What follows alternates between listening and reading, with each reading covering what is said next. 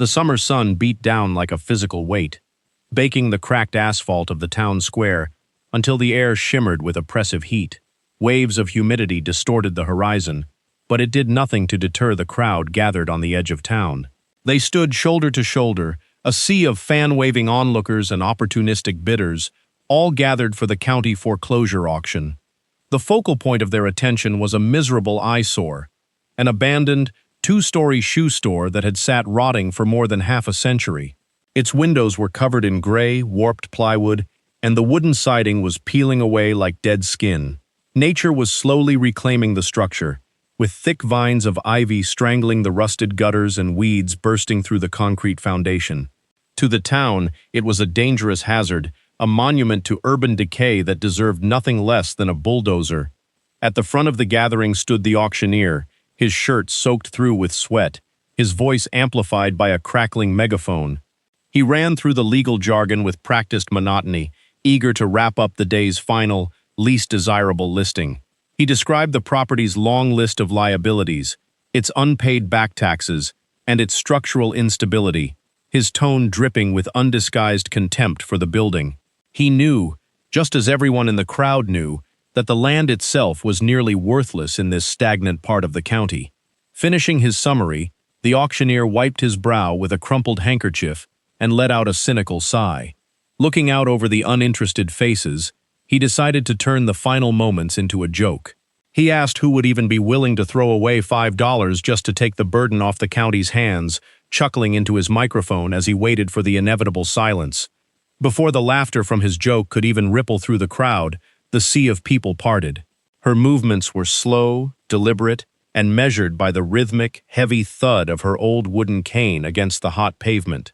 At 85 years old, her spine was curved by the weight of time, and her silver hair was pinned back in a neat, austere bun that defied the chaotic heat.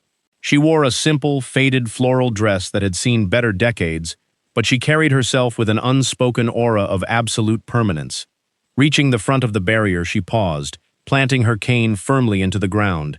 With a hand that trembled slightly from age but not from hesitation, she reached into her small cloth purse and withdrew a single, crisp $5 bill. She raised it high into the sweltering air, her sharp eyes locking directly onto the stunned auctioneer. For a single, breathless second, the square was dead silent. Then, the crowd erupted. It began as a few scattered snickers before swelling into a roar of cruel, unrestrained laughter. People pointed, shook their heads, and nudged their neighbors, thoroughly entertained by the spectacle. The mockery rained down upon her from all sides. Men in overalls shouted that she was buying herself a very expensive pile of firewood, while local merchants whispered loudly that senility had finally taken total control of her mind. They mocked her fragility, joking that the roof would collapse before she even managed to clear the threshold, and lamented what they perceived as a tragic, foolish waste of a pensioner's lunch money. The auctioneer himself grinned, shaking his head at the absurdity of the moment, but with no other bids on the horizon and a crowd thoroughly amused, he brought his gavel down with a sharp, resounding crack. Throughout the entire ordeal, she did not flinch. She did not look back at the sea of mocking faces, nor did she lower her hand until the sale was officially finalized. Her face remained a perfectly unreadable mask of quiet dignity, a stark contrast to the loud, chaotic ignorance surrounding her. She walked up to the clerk's table with the same steady, unbothered pace, handed over the $5 bill and signed her name with a slow, elegant script that belonged to a bygone era. In return, the clerk slid a heavy, rusted iron ring across the table. Attached to it were 3 large, intricately forged keys, covered in orange rust and smelling intensely of oxidized metal. She wrapped her frail, wrinkled fingers around the iron ring, the cold metal clinking softly against her wedding band, and tucked the prize safely into her bag. The auctioneer quickly moved to pack up his equipment, and the crowd began to disperse, their laughter dissolving into a low, buzzing hum of neighborhood gossip. They walked away in small groups, still shaking their heads, and eager to share the story of the crazy old woman who had just traded her pocket change for a condemned piece of history. No one offered to help her. No one asked if she needed a ride. They simply left her alone on the blistering pavement, completely dismissed and forgotten, just like the building she had bought. Once the square was entirely empty, and the last echoes of car engines faded into the distance, she turned around. Standing completely alone in the blinding afternoon light, she leaned on her cane and looked up at the crumbling storefront. Her gaze was not one of regret or confusion. It was deep, profound, and intensely knowing. She looked past the rotting wood, past the broken glass, and straight into the dark shadows bleeding through the cracks of the boarded windows. To the rest of the world, this place was a worthless tomb of dust and decay. But as she gripped the heavy keys tightly in her pocket, a faint, imperceptible shadow of a smile touched her lips. She knew exactly what the town had forgotten, and she knew that the real joke had only just begun.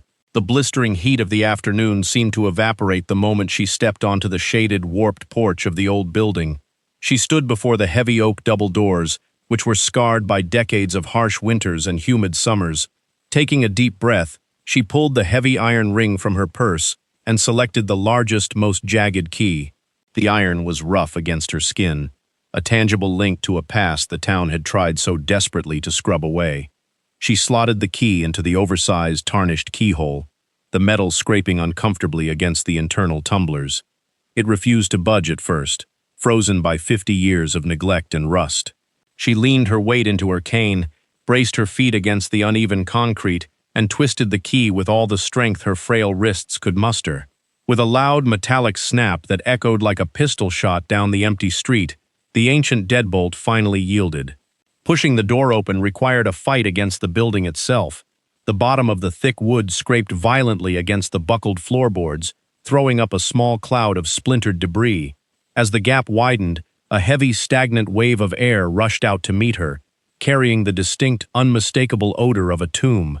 It was a suffocating cocktail of pulverized plaster, decades of undisturbed dust, and the deep, rich musk of dried, decaying leather. She stepped across the threshold, her cane clicking softly against the threshold before sinking into the silence of the interior. The heavy door groaned shut behind her under its own immense weight, cutting off the harsh glare of the summer sun and plunging her into a dim, amber-hued twilight. For a long moment, she simply stood still, letting her eyes adjust to the gloom and listening to the profound, heavy weight of paused time. The atmosphere inside was thick enough to taste, a physical manifestation of a forgotten era. Slanted beams of light managed to pierce through the narrow cracks in the exterior plywood, illuminating millions of dust motes dancing lazily in the air. The grand showroom, which had once been the beating heart of the town's commercial district, was preserved in a state of eerie, pristine desolation. To her left sat a massive, ornate cash register made of solid brass, its intricate floral engravings completely draped in thick, gray cobwebs that resembled tattered lace. A velvet-lined fitting stool stood nearby, its once vibrant crimson fabric faded to a ghostly, washed-out pink, its wooden legs chewed by time and mice. Every surface was coated in a uniform layer of fine, chalky powder, preserving the last movements of whoever had locked this place up half a century ago. She took her first tentative step forward, and the floorboards beneath her feet groaned in a low, agonizing protest. The sound was incredibly loud in the cavernous space, a sharp reminder of her own fragility against the decaying structure. Yet, she did not waver. She guided herself along the edge of the counter, her eyes tracing the breathtaking expanse of the inventory. Hundreds upon hundreds of identical, dust-caked shoeboxes lined the walls, stretching from the warped floorboards all the way up to the pressed tin ceiling. They were stacked with mathematical precision, organized by sizes and styles that had long since passed out of fashion. The cardboard boxes were bowed and brittle, their original labels yellowed and faded to illegible smudges, looking like rows of anonymous bricks in a fortress of forgotten memories. As she walked deeper into the labyrinth of shelves, a powerful intuition began to take root in her mind. This was not the chaotic scene of a business that had suddenly gone bankrupt or a property abandoned in a panicked hurry. There were no loose papers scattered on the floor, no half-empty coffee cups left on the counters, and no signs of vandalism. Everything had been organized, cleaned, and cataloged with an almost religious reverence before the doors were closed for good. The heavy plywood on the windows hadn't been slapped on from the outside to keep people out. It had been carefully bolted from the inside to protect what lay within. The store hadn't been haphazardly abandoned. It had been meticulously, intentionally sealed away from the world, preserved like a time capsule awaiting a specific catalyst. She stopped at the center aisle, where the shadows were deepest, and reached out to touch the edge of a brittle cardboard box. Her fingertips left a clean, dark trail in the thick dust. The townspeople thought she was a senile old woman chasing a foolish whim, but they were blind to the patterns of history. They only saw the surface decay, the worthless rotting wood, and the liability of a condemned structure. She, however, could feel the vibrating thrum of a hidden narrative buried beneath the silence, the forgotten legacy of this entire community, the secret truths that the founders had tried to bury under layers of progress and noise, was resting quietly right here in these shadowed aisles. It was waiting for someone with the patience to listen, the wisdom to understand, and the courage to unearth what the past had so carefully hidden away. She tightened her grip on her cane, her resolve hardening as she prepared to begin her methodical excavation. The silence of the store swallowed the sound of her breathing as she navigated the narrow aisle toward the rear of the building. The air grew perceptibly cooler here, shielded from the external walls by rows of dense timber shelves that bowed under the weight of their forgotten cargo. As she reached out to steady herself, her cane brushed against the rotten support beam of a lower shelf. The wood, entirely hollowed out by dry rot, collapsed with a soft, sickening crunch. A cascade of brittle cardboard boxes slid from the shelf, tumbling to the floor in a cloud of choking gray powder. Most of the boxes burst open upon impact, releasing nothing but decayed tissue paper and the stiff, crumbling remains of decades-old leather. But amidst the wreckage, a single, oversized box fell differently, dropping with a strange, violent trajectory that defied its size. It did not slide or bounce. The heavy, custom-made leather riding boot inside struck the floorboards with an unnaturally loud, metallic thud that resonated through the soles of her shoes. The sheer force of the impact was so great that it instantly split the ancient, brittle pine floorboard beneath it, sending a visible crack splintering across the wood. She froze, her breath catching in her throat as the echoes died down. The sound had been entirely wrong for leather and stitching.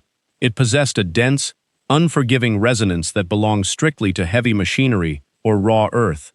Leaning her cane against a surviving shelf, she knelt down with agonizing slowness, her joints popping in protest against the damp chill of the room. She reached out and lifted the boot by its shaft. It was astonishingly heavy, lopsidedly weighted toward the rear, as if the heel were cast from solid lead. Intrigued by the impossible physics of the footwear, she dragged the boot into a shaft of amber sunlight filtering through a gap in the plywood. She turned it over in her hands, noting the exquisite, rugged craftsmanship that had survived the decades without rotting. The heel was unusually thick, constructed from multiple layers of dense, hardened leather that had been held together by heavy iron brass tacks. She reached into her dress pocket and withdrew a small, silver pocket knife, a cherished relic that had belonged to her late husband, its handle worn smooth by his grip over a lifetime. She clicked open the sharp blade, the sound a crisp snap in the quiet room. With methodical care, she slid the blade into the microscopic seam between the stacked leather layers of the heel, using the leverage of her old but steady hands to pry the materials apart. The ancient glue, crystallized by 50 years of isolation, snapped like dry twigs. As she twisted the blade, a hidden compartment within the hollowed-out heel revealed itself. The thick leather layers peeled back like the petals of a dark flower, and something slid out onto the cracked floorboard with a soft clink. It was a small, rectangular object wrapped tightly in a brittle, yellowed piece of parchment paper. She set the knife aside, her fingers trembling slightly as she carefully peeled away the delicate paper. The parchment was covered in faint, elegant handwriting, but her focus was immediately stolen by what lay beneath it. Shining dully in the dim light was a small, incredibly heavy bar of solid gold. It was roughly the size of a matchbox, its surface stamped with the intricate, long-forgotten insignia of a prominent local bank that had abruptly collapsed during the economic panics of a century ago. The shock did not paralyze her. It ignited a sharp, fierce clarity. She picked up the parchment, her eyes scanning the dates and names written in the faded ink, realizing that this boot was not a random anomaly. Her heart hammering against her ribs, she stood up, using the shelf for support, and immediately began pulling down more boxes from the surrounding shelves. She targeted the largest, heaviest boxes, dragging them to the floor one by one. With the pocket knife, she worked with a feverish yet precise energy, slicing into the heels of the left shoes. Box after box, the result was mathematically consistent. A pair of rugged work boots yielded a matching gold bar. A delicate, vintage wingtip contained another, slightly smaller, but equally pure ingot, wrapped in the same protective parchment. Every heavy left shoe she opened was a beautifully disguised safe. She sat back on the floor, surrounded by a semicircle of dissected footwear and gleaming golden rectangles that caught the filtered sunlight like miniature stars. This was the secret the town had laughed at her for buying. Millions of dollars in untraceable historical wealth had been hiding in plain sight, preserved inside a condemned building that the county had valued at less than a cup of coffee. The cobbler hadn't just been making shoes. He had been operating a brilliantly secure, decentralized vault for a fortune that the world thought had vanished into history. As she looked at the mountain of unopened boxes still lining the walls from floor to ceiling, the true scale of what she now owned began to settle over her. She was a wealthy woman, but she also knew that a treasure this massive carried a dangerous weight of its own, one she could not carry out into the light alone. The sheer magnitude of the gold bars catching the dim light was enough to make her breath catch, but it did not cloud her judgment. Looking up at the towering shelves that stretched into the deep shadows of the ceiling, she forced her mind to calculate the cold reality of her situation. There were thousands of boxes left to inspect, each requiring meticulous, exhausting physical labor that her 85-year-old hands simply could not sustain alone. Worse, the town was a hotbed of petty envy and idle gossip. If anyone saw her transporting heavy bags or caught wind of a single gold bar, the vultures would descend before nightfall. She needed muscle, she needed specialized knowledge to decode the old bank insignias, and above all, she needed an outsider, someone completely unaligned with the corrupt local factions and entirely detached from the town's social circles. She found exactly what she was looking for in the damp, subterranean basement of the county library, far away from the bustling main streets. The air down there smelled of mildew and forgotten municipal records, a fitting environment for him. He was a young antiquities appraiser, brilliant, but entirely defeated by the harsh realities of a stagnant economy. He sat behind a metal desk overflowing with overdue bills, student loan notices, and half-finished appraisal reports for worthless family heirlooms brought in by locals. Years of dealing with fake silver and overvalued junk had left him profoundly cynical, his eyes permanently clouded with a mix of exhaustion and resentment.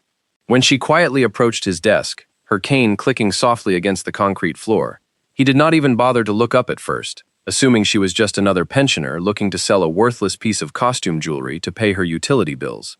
When she explained that she needed his help cataloging a massive collection of high-value historical artifacts from her newly purchased property, his reaction was a heavy, patronizing sigh. He rubbed his temples, his tone dripping with the polite but dismissive condescension often reserved for the elderly. He told her, with practiced patience, that the old shoe store had been vacant for 50 years, that the county had cleared it out multiple times, and that there was absolutely nothing inside but asbestos, dry rot, and rodent droppings. He even referenced the morning auction, mentioning with a dry, bitter chuckle that he had heard about the crazy woman who threw away $5 on a condemned pile of firewood. He told her he was too busy with actual bill-paying work to chase fairy tales and senile delusions, gesturing to the stack of paperwork looming over his desk. She did not argue. She did not offer a single word of defense, or try to convince him with passionate rhetoric.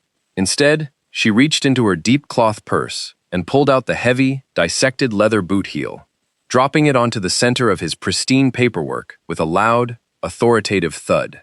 Before he could protest the mess, she unrolled the brittle, century-old parchment directly beside it, holding the corners down with her wrinkled fingers. Inside the hollowed cavity of the leather, the unmistakable, deep, buttery gleam of the solid gold bar caught the harsh fluorescent light of the basement. The stamped insignia of the collapsed bank faced upward, pristine and undeniably authentic, surrounded by the elegant, faded ink of a ledger entry from a century ago. The cynical smirk vanished from his face instantly. He froze, his breath hitching as his eyes darted from the gold to the ancient script on the parchment. His professional training overrode his fatigue, His hands shook slightly as he reached for his jeweler's loupe and a pair of white cotton gloves. He leaned in so close his forehead nearly touched the metal, examining the density of the gold, the specific wear on the stamped emblem, and the chemical composition of the ink on the paper. For 3 long minutes, the basement was dead silent, save for the hum of the overhead lights. When he finally looked up at her, the exhaustion was gone, replaced by a raw, wide-eyed shock. He realized in an instant that he was looking at an artifact that shouldn't exist, a piece of unrecorded history worth more than his entire mountain of debt. She leaned heavily on her cane, her sharp gaze locking onto his stunned expression. She offered him a simple, non-negotiable proposition: absolute secrecy, a fair percentage of the ultimate findings, and a chance to uncover a mystery that would rewrite the history of the county. In return, he would provide the labor, the appraisal skills, and the security of his silence. Stripped of his cynicism by the undeniable truth resting on his desk, he swallowed hard and nodded his agreement. There was no need for legal contracts or lengthy debates. The sheer gravity of the gold bound them together. They quietly agreed to meet at the abandoned storefront at midnight, away from prying eyes and the scorching heat, to begin unearthing the true scale of the fortune hidden beneath the dust. The town clock struck midnight, its heavy chimes muffled by the thick, humid night air as they slipped through the rear entrance of the abandoned building. The glow of the street lamps outside didn't reach this far back, leaving them in a dark world illuminated only by the narrow, focused beams of 2 tactical flashlights. Together, they established a quiet, rhythmic assembly line in the center aisle, working in total silence to avoid attracting the attention of any late-night patrols. She moved down the rows of shelves with surprising agility, her keen eyes identifying the specific boxes that bore the subtle, hand-carved markings they had discovered earlier. One by one, she retrieved the brittle containers, handing them down to him. He sat cross-legged on a clean canvas tarp spread over the dust, wearing his white cotton gloves, carefully extracting the heavy left shoes, prying open the hidden compartments, and setting the gold bars in silent, gleaming rows. While she managed the inventory, his primary task shifted to the fragile, yellowed parchments that accompanied each hidden fortune. Using his specialized tools, he meticulously unrolled the delicate papers, taking high-resolution photographs and cataloging the elegant, faded handwriting into a digital database. The deeper they went into the stacks, the more the pattern began to emerge. But the true breakthrough occurred when she noticed an unnatural seam in the wood paneling behind the main counter. He stepped over and used his crowbar to gently pry at the wood, revealing a hollow cavity hidden within the false wall. Inside lay a thick, leather-bound ledger, its covers cracked like ancient skin, but its binding perfectly intact.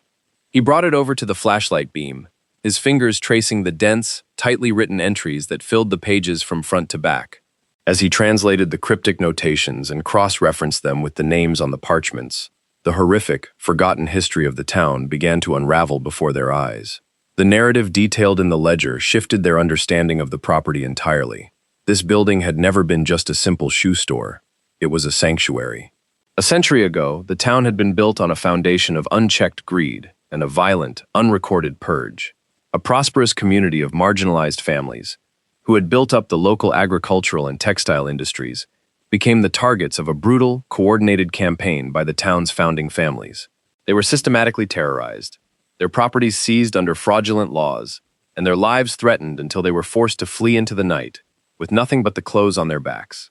The original cobbler, a quiet man of immense conscience, had realized he couldn't stop the violence, but he could save their future. He had used his trade as a brilliant front for an underground railroad of wealth. As families prepared to flee, they brought him their gold, their savings, and the legal deeds to their lands. He melted the precious metals down into uniform bars, designed custom footwear with hollowed-out heels, and hid the wealth right under the noses of the corrupt local authorities. The ledger contained a meticulous register of every family, the exact amount of gold they had deposited, and the original land patents proving they still legally owned the ground the modern town now stood upon. The store had been sealed when the cobbler died, a silent vault waiting for the day when someone would finally come to claim the stolen legacy. The realization hit them both with the physical force of a blow. They stared at the neat rows of gold bars and the stack of ancient deeds, understanding that this wasn't just an inheritance or a stroke of luck. This was blood money, a preserved ledger of human survival, and a stolen history that had been deliberately erased from the town's official records. The weight of the discovery shifted from a financial windfall into a profound moral responsibility. They weren't just treasure hunters anymore. They were the sole guardians of a devastating truth that could dismantle the very foundations of the local hierarchy. He looked up from the leather ledger, the last remnants of his youthful cynicism completely washed away by the gravity of the moment, replaced by a fierce, burning sense of purpose. Looking across the dim room at her, he felt a deep, protective respect bloom within his chest. He saw that she had never been a foolish, senile woman chasing a gamble. She was the living bridge to a justice that was a century overdue. Her quiet dignity at the auction house hadn't been a lack of awareness. It was the patience of a woman who knew that the truth always outlasts the laughter of fools. Without a word spoken between them, their alliance solidified into a silent vow. They would protect this ledger with their lives. They would catalog every single ounce of the stolen legacy, and they would ensure that the descendants of the exiled families finally received the justice their ancestors had been denied, no matter who tried to stand in their way. The darkness of the third consecutive night of their excavation brought an uneasy chill, the silence outside broken only by the chirping of crickets and the occasional passing car. They were careful to mask their movements, but the narrow, erratic beams of their tactical flashlights occasionally leaked through the rotting seams of the boarded-up windows, casting ghostly flickers onto the empty street. To the nosy neighbors living in the adjacent properties, these midnight anomalies did not go unnoticed. By morning, the town's cruel mockery of her delusion began to curdle into something far more dangerous. Suspicion. Whispers rippled through the local diners and hardware stores, evolving from jokes about a crazy old woman into wild rumors that the eccentric pensioner had discovered a hidden stash of cash or historical artifacts buried beneath the floorboards. Word travels fast in a small town, and it traveled fastest to the ears of the corrupt town mayor, a man whose political career was built on real estate speculation and backroom deals. He had long eyed that specific corner lot for a lucrative commercial development, but her sudden $5 purchase had disrupted his plans. Smelling an opportunity to both enrich himself and eliminate an eyesore, he acted with ruthless, bureaucratic efficiency. Under the guise of public safety, he unilaterally issued an emergency eminent domain order, bypassing the standard town council review. He signed a declaration claiming the building was a severe, immediate structural hazard to the public, an unstable ruin prone to sudden collapse, and ordered its immediate seizure and demolition by the county. They were deep in the bowels of the store when the heavy, rhythmic thud of a staple gun echoed through the front doors. Peering through a sliver in the plywood, he watched in horror as two county deputies finished nailing the bright orange emergency seizure notices to the exterior wood, backed by the flashing amber lights of a city truck. The notices gave them less than 6 hours. The demolition crew was scheduled to arrive with heavy machinery precisely at dawn. They were trapped inside their own sanctuary, surrounded by a fortune they couldn't possibly move in a few suitcases.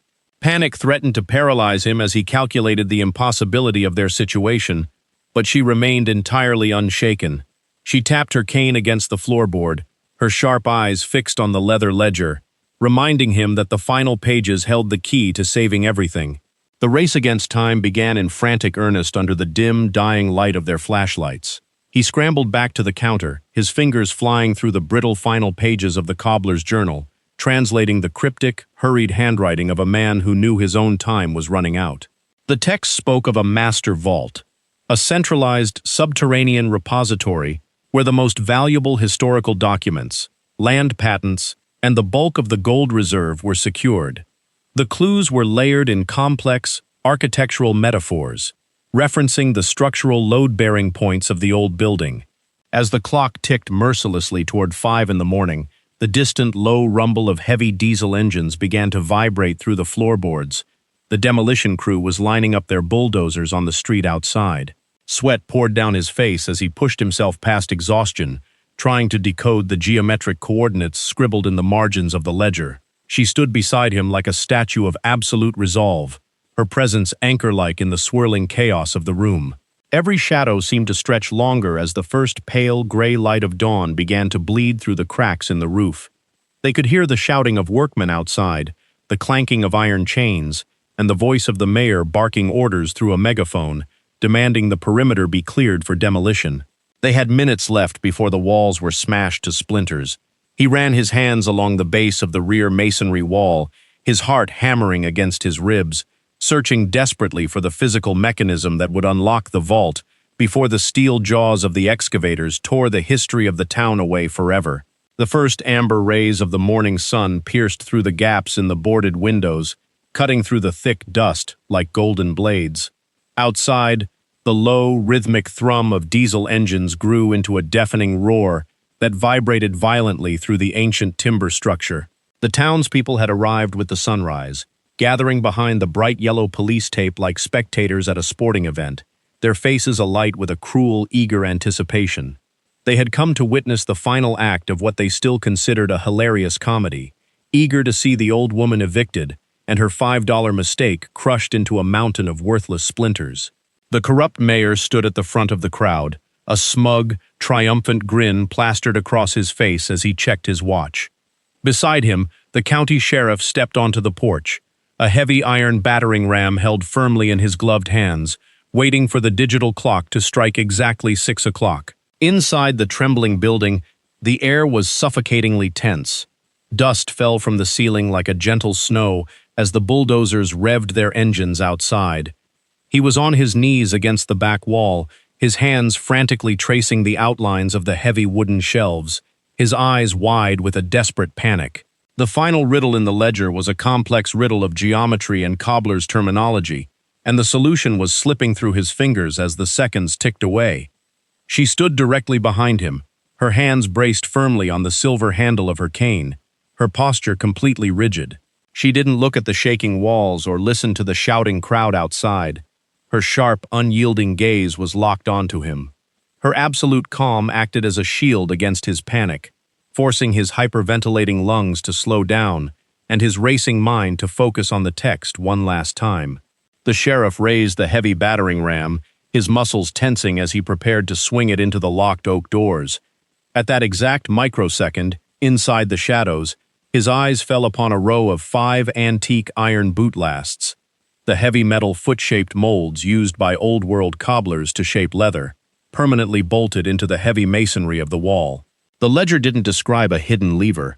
It described a sequence of sizes. From the smallest child to the stride of the patriarch, the text read. His fingers flew across the cold, oxidized iron.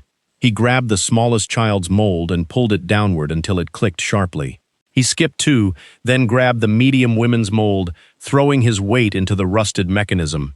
Finally, he grasped the massive, heavy men's riding boot mold at the far end and yanked it with a desperate, guttural cry. Deep beneath their feet, a massive iron gear groaned to life, the sound a deep, subterranean rumble that completely drowned out the noise of the bulldozers outside. Just as the sheriff's battering ram struck the front door with a resounding crash, the entire center aisle of the shoe store began to shift. The heavy, centuries-old pine floorboards didn't break. They smoothly retracted outward into the walls with mathematical precision, guided by an intricate system of counterweights and heavy brass tracks. As the floor opened, a massive subterranean cavern was revealed beneath the showroom. A breath of ice-cold, perfectly preserved air rushed upward, carrying the scent of pure ozone and unrefined metal. It was a massive, subterranean steel vault, its pristine metallic walls reflecting the morning light that was suddenly flooding into the building. The front doors gave way with a violent splintering of wood, crashing inward onto the floorboards. The mayor stepped through the threshold first, flanked by 2 deputies with their weapons drawn, a harsh demand for immediate eviction ready on his lips. The laughing crowd pressed forward behind them, straining their necks to see the humiliation of the old woman. But the words died instantly in the mayor's throat. The sheriff froze mid-stride, nearly tripping over his own boots, his jaw dropping in absolute, paralyzed disbelief. The crowd behind them went utterly silent, the laughter evaporating from the street in a single, collective gasp. They were all staring down into the glowing subterranean cavern that had just yawned open in the middle of the condemned building. Resting inside the pristine steel vault were rows upon rows of massive, neatly stacked pallets containing thousands of solid, unrefined gold bars, gleaming with a brilliant, hypnotic intensity under the daylight. The scale of the wealth was completely astronomical, a mountain of treasure that made the town's entire annual budget look like pocket change. But the gold was only the surface of the revelation. He stepped forward from the shadows of the vault, his hands covered in white protective gloves, holding a thick, heavy bundle of historical documents bound in pristine silk ribbons.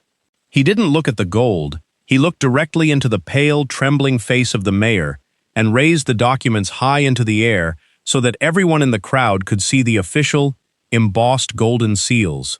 With a voice that rang out like a trumpet through the dead silence of the town square, he began to read from the top document. These were not mere historical curiosities.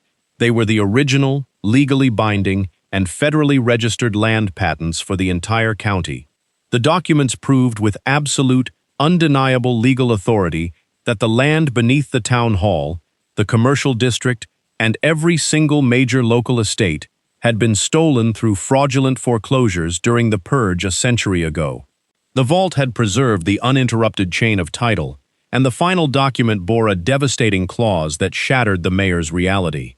The original owners had consolidated their properties into a single, unbreakable private trust, and she was officially listed as the sole surviving direct descendant and the exclusive executor of that trust.